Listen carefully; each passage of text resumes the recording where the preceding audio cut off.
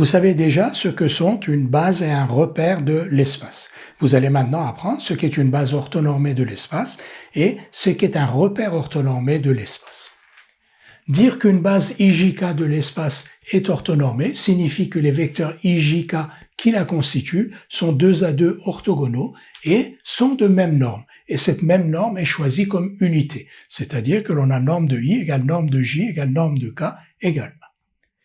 Dire qu'un repère OIJK de l'espace est orthonormé signifie que la base IJK qui constitue ce repère, avec l'origine grand O étant un point de l'espace, donc que la base IJK est elle-même une base orthonormée.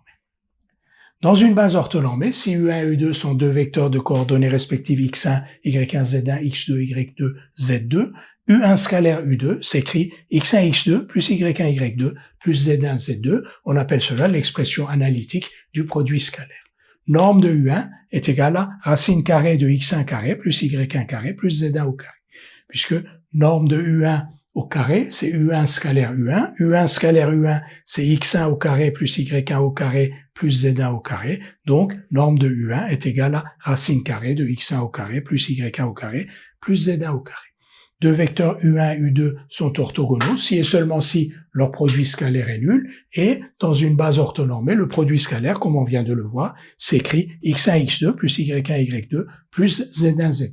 Donc U1 et U2 sont orthogonaux si et seulement si x1, x2 plus y1, y2 plus z1, z2 est égal à 0, ou bien sûr, comme on l'a dit, x1, y1, z1 sont les coordonnées de U1, x2, y2, z2 les coordonnées de U2 dans une base orthonormée. Dans un repère orthonormé, si A et B sont deux points de coordonnées respectives xa, yA, za pour A, xb, yb, zb pour B, la longueur AB est égale à racine carrée de xb moins xa au carré plus yb moins yk au carré plus zb moins za au carré. Ces formules sont l'extension des formules que vous connaissiez déjà dans le cadre du plan.